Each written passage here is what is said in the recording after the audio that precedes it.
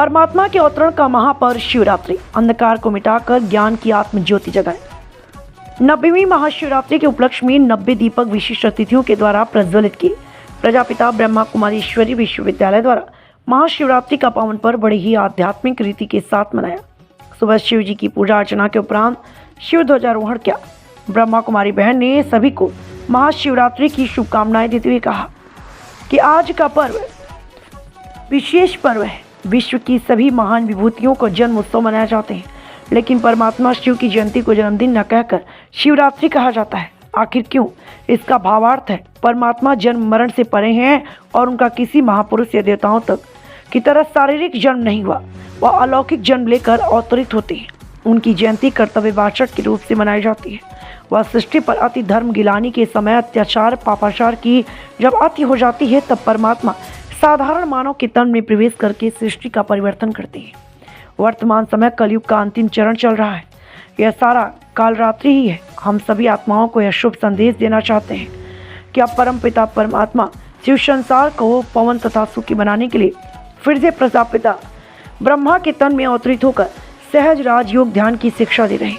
अतः हम सबका कर्तव्य है कि परमपिता परमात्मा की आज्ञा के अनुसार हम पवित्रता और शुद्धता का संयम नियम का पालन करके सच्चा व्रत कर लें। आगे उन्होंने क्या कहा, आइए सुनाते हैं विस्तार।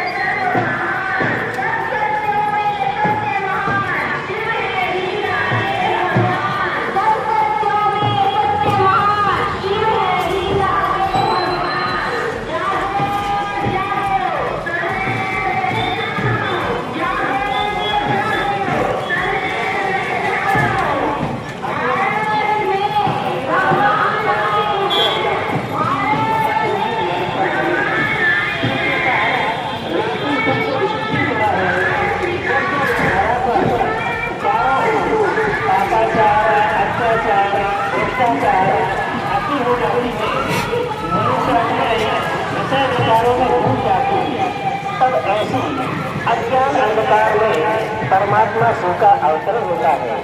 इसलिए कहा जाता है ज्ञान सूर्य प्रगटा अज्ञान अंधूर विनाश।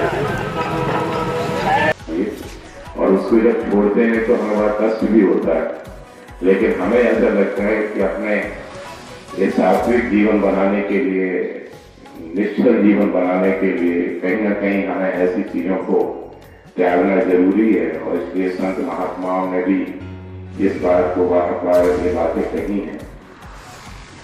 और जहाँ तक ब्रह्म कुमारी संस्था के माध्यम से बहुत से लोग, बहुत से शिक्षित और बुद्धिजीवी लोग बहुत जुड़े हैं।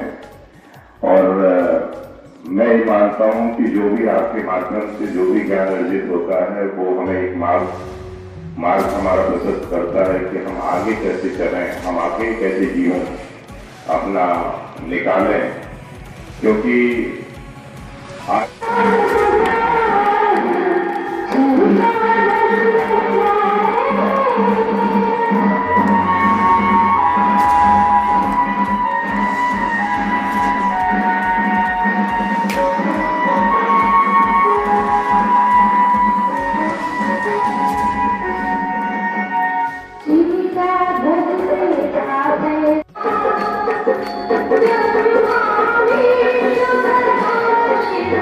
Thank you.